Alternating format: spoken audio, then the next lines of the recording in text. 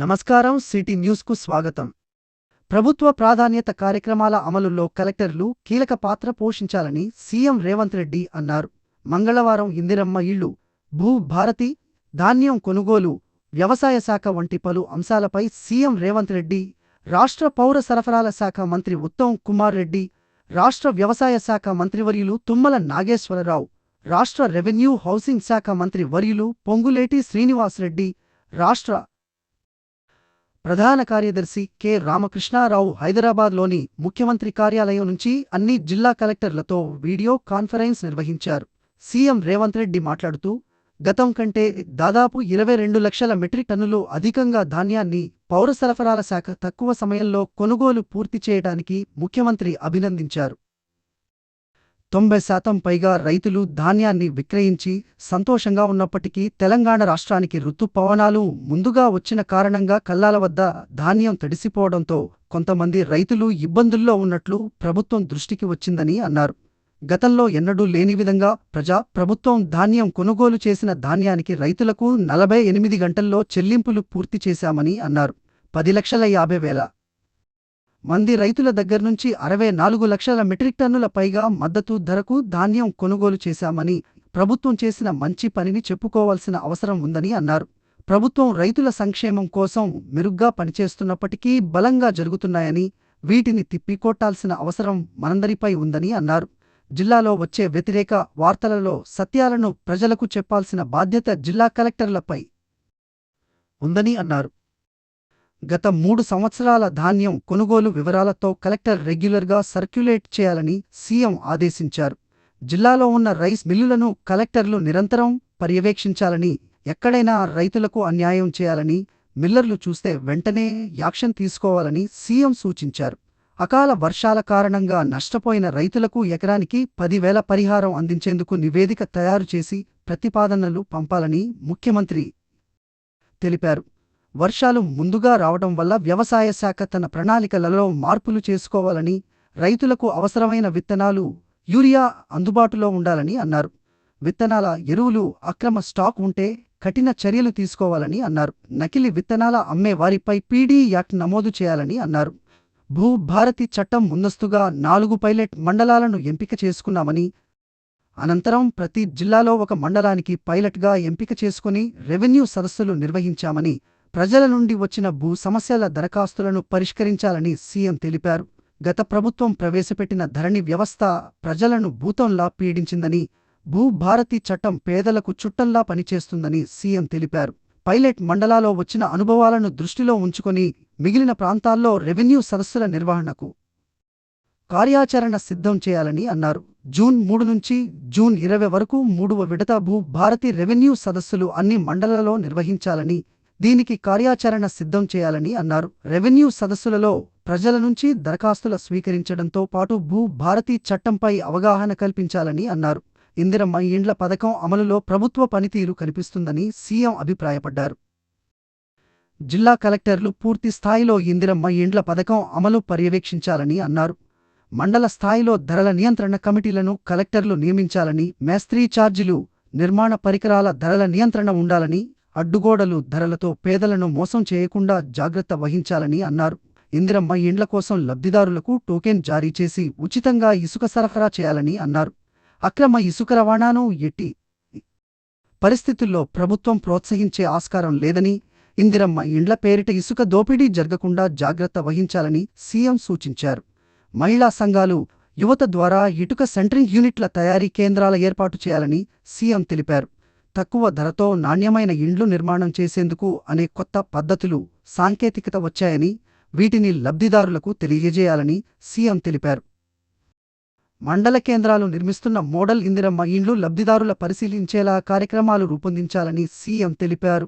జిల్లా కలెక్టర్లు, ఇన్ఛార్జి మంత్రులు మే 2930 తేదీలలో క్షేత్రస్థాయిలో పర్యటించి వానాకాలం సాగు ఏర్పాట్లు, నకిలీ విత్తనాలు, ధాన్యం కొనుగోలు, ఇందిరమ్మ ఇండ్ల, భూ భారతిపై రిపోర్టు తయారు చేసి జూన్ 1 నాటికి సమర్పించాలని అన్నారు.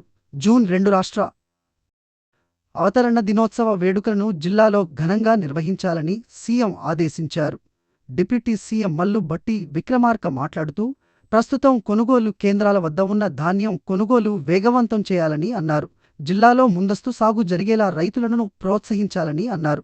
పౌర సరఫరాల శాఖ మంత్రివర్యులు ఉత్తమ్ కుమార్ రెడ్డి మాట్లాడుతూ, మే 26,225 నాటికి యాసంగి సీజన్లో ప్రభుత్వం 64,50,000 మెట్రిక్ టన్నుల ధాన్యం కొనుగోలు చేసిందని, గత సంవత్సరం యాసంగిలో కొనుగోలు చేసిన ధాన్యం కంటే 22 లక్షల మెట్రిక్ టన్నుల అధికంగా కొనుగోలు చేయడం పట్ల మంత్రి అధికారులకు అభినందనలు తెలిపారు. యాసంగి ధాన్యం కొనుగోలు చివరి దశకు చేరుకుందని, అకాల వర్షాల కారణంగా ప్రభుత్వ కొనుగోలు కేంద్రాలకు పెద్ద ఎత్తున ధాన్యం వచ్చే అవకాశం ఉందని, వీటిని పూర్తి స్థాయిలో మద్దతు ధరకు కొనుగోలు చేయాలని మంత్రి తెలిపారు.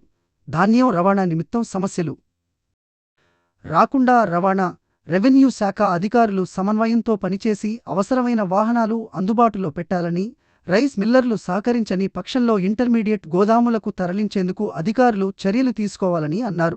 కొనుగోలు కేంద్రాలు, రైస్ మిల్లుల వద్ద ఎక్కడా హమాలీల కొరత రాకుండా అధికారులు చర్యలు తీసుకోవాలని అన్నారు. రైతులకు ధాన్యం చెల్లింపులు ట్యాబ్ ఎంట్రీ పూర్తి చేసిన 48 గంటలలోగా పూర్తి చేస్తున్నామని అన్నారు. ధాన్యం కొనుగోలు అంశంపై ఎటువంటి వ్యతిరేక వార్తలు వచ్చినప్పటికీ ఆ వార్తను విచారించి అవసరమైన చర్యలు తీసుకోవాలని, తప్పుడు వార్తలు ప్రచారంలో ఉంటే వెంటనే ఖండించాలని మంత్రి ఆదేశించారు. రెవెన్యూ హౌసింగ్ శాఖ మంత్రివర్యులు పొంగులేటి శ్రీనివాస్ రెడ్డి మాట్లాడుతూ, పైలట్ ప్రాజెక్టు కింద మండలంలో ఎంపిక చేసిన గ్రామాల్లో మంజూరు చేసిన ఇందిరమ్మ ఇండ్లలో 15% మాత్రమే నిర్మాణాలు ప్రారంభమయ్యాయని, మిగిలిన ఇండ్ల పనులు వెంటనే ప్రారంభించేలా చర్యలు తీసుకోవాలని మంత్రి సూచించారు. ప్రతి అసెంబ్లీ నియోజకవర్గానికి కేటాయించిన 3,500 ఇందిరమ్మ ఇండ్లలో పైలట్ గ్రామాల్లో మంజూరు చేసిన ఇండ్లు మినహాయించి మిగిలిన ఇండ్లకు లబ్ధిదారుల ఎంపిక ప్రక్రియ జరుగుతుందని, ఇప్పటి వరకు 1,30,000 మంది లబ్ధిదారులను అర్హులుగా ఎంపిక చేసినట్లు రిపోర్ట్ ఉందని మంత్రి తెలిపారు. భూభారతి చట్టం కింద పైలట్ మండలాల్లో నిర్వహించిన రెవెన్యూ సదస్సులో ప్రజల నుంచి వచ్చిన భూ సమస్యల దరఖాస్తులను పరిష్కరించి జూన్ 2 నాడు పట్టాలు పంపిణీ చేయాలని అన్నారు. అసైన్మెంట్ భూముల సంబంధించి విక్రయం జరిగిన భూముల సమస్యల పరిష్కారానికి మార్గదర్శకాల ప్రభుత్వం చర్చించి నిర్ణయం తీసుకుంటుందని అన్నారు. ప్రైవేట్ లైసెన్స్ సర్వేయర్లకు జిల్లాల్లో శిక్షణ అందించే కార్యక్రమం ప్రారంభించామని, ఈ ప్రక్రియ విజయవంతంగా పూర్తి చేయాలని మంత్రి సూచించారు. వ్యవసాయ శాఖ మంత్రి వర్యులు తుమ్మల నాగేశ్వరరావు మాట్లాడుతూ, మే నెలలోనే వర్షాలు రావటం చాలా సంతోషకరమైన అంశమని అన్నారు. వానాకాలం పంట సాగు వ్యవసాయ శాఖ సన్నద్ధం కావాలని, విత్తనాలు, ఎరువుల కొరత రాకుండా కలెక్టర్లు చర్యలు తీసుకోవాలని మంత్రి ఆదేశించారు. ప్రతి జిల్లాలో టాస్క్ ఫోర్స్ కలెక్టర్ ఆధ్వర్యంలో ఏర్పాటు చేసి విత్తనాల విక్రయం పర్యవేక్షించాలని, ఎక్కడా నకిలీ విత్తనాలు అమ్మకం జరగవద్దని అన్నారు. ప్రధాన కార్యదర్శి కె రామకృష్ణారావు మాట్లాడుతూ, రుతుపవనాలు వస్తున్న నేపథ్యంలో పెండింగ్ ధాన్యం కొనుగోలు ప్రక్రియ వేగవంతంగా పూర్తి చేయాలని కలెక్టర్లకు సీఎస్ సూచించారు. వానాకాలం పంట సాగు కోసం రైతులకు అవసరమైన ఎరువులు, విత్తనాలు అందుబాటులో పెట్టాలని, అకాల వర్షాల నుంచి రైతులను కాపాడేందుకు ముందస్తు సాగు ప్రోత్సహించాలని అన్నారు. వీడియో కాన్ఫరెన్స్ అనంతరం జిల్లా కలెక్టర్ ఆశిష్ సాంగ్వాన్ అధికారులతో మాట్లాడుతూ, జిల్లాలో ధాన్యం కొనుగోళ్లు పూర్తి చేయాలని తెలిపారు. కొనుగోలు చేసిన ధాన్యాన్ని వెంటనే మిల్లులకు తరలించాలని తెలిపారు. ఇందిరమ్మ ఇండ్ల కార్యక్రమాన్ని వేగవంతం చేయాలని అన్నారు. ఈ వీడియో కాన్ఫరెన్స్లో సబ్ కలెక్టర్ కిరణ్మయి, అదనపు కలెక్టర్లు వి విక్టర్, చందర్, ఆర్డీఓలు వీణ, ప్రభాకర్, పౌర సరఫరాలు, వ్యవసాయం, సహకార, మార్కెటింగ్, వివిధ శాఖల అధికారులు తదితరులు పాల్గొన్నారు. టీబీ ముక్త్ భారత్ అభియాన్ ఈరోజు అందరు లైన్ డిపార్ట్మెంట్ వల్లతో సమావేశం ఏర్పాటు చేయడం జరిగింది.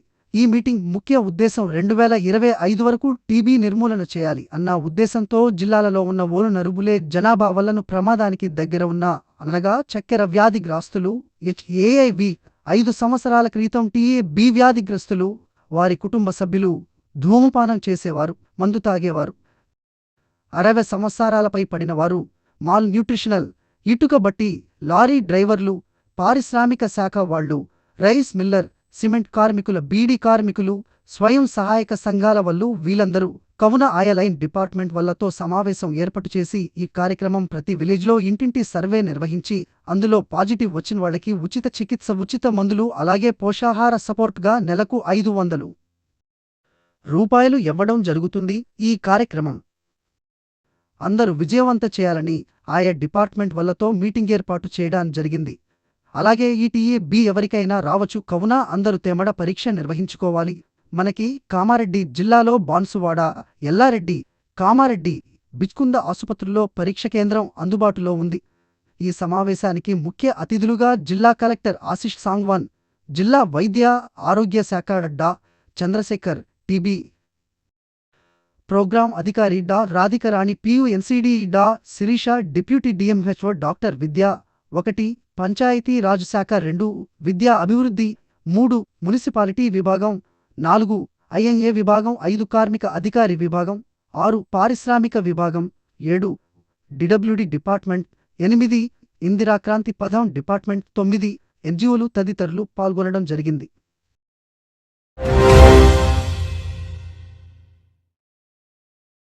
తెలంగాణ రాష్ట్ర ఆవిర్భావ దినోత్సవ వేడుకలను ఘనంగా నిర్వహించాలని జిల్లా కలెక్టర్ ఆశిష్ సాంగ్వాన్ అన్నారు.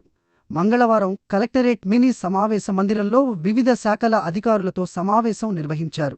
ఈ సందర్భంగా కలెక్టర్ మాట్లాడుతూ, జూన్ 2న జరుగనున్న తెలంగాణ రాష్ట్ర ఆవిర్భావ దినోత్సవ వేడుకలు ప్రభుత్వ ఆదేశాల మేరకు స్థానిక ఇందిరాగాంధీ ఆడిటోరియంలో నిర్వహించాలని, జిల్లాలో ప్రభుత్వ శాఖలు చేపడుతున్న సంక్షేమ అభివృద్ధి కార్యక్రమాలపై ముఖ్య అతిథి సందేశం సిద్ధం చేయాలని తెలిపారు.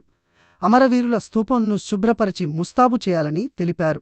డయాస్, టెంట్లు, విద్యుత్, కుర్చీలు, మైక్ తదితర ఏర్పాట్లు చేయాలని అన్నారు. మున్సిపల్ శాఖ ద్వారా శానిటేషన్ కార్యక్రమాలు నిర్వహించాలని, ప్రభుత్వ శాఖల ద్వారా చేపట్టే సంక్షేమ శాఖల అభివృద్ధి కార్యక్రమాలకు సంబంధించి ముఖ్య అతిథి సందేశం తయారు చేయడానికి శాఖల నుండి నోట్స్ సిపిఓకు పంపించాలని, విద్యార్థులచే సాంస్కృతిక కార్యక్రమాలు నిర్వహించాలని, వివిధ శాఖల ద్వారా అభివృద్ధి కార్యక్రమాలు తెలిపే విధంగా శకటాల ప్రదర్శన, స్టాళ్ల ఏర్పాటు చేయాలని తెలిపారు.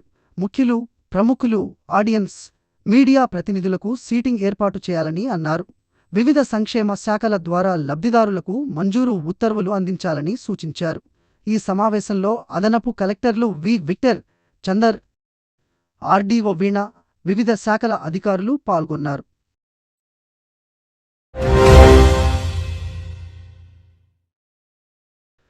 ఈ రోజు కామారెడ్డి మార్కెట్లో పసిడి ధరలు 10 గ్రాముల బంగారం 97,000 వెండి 1,005 రూపాయలు.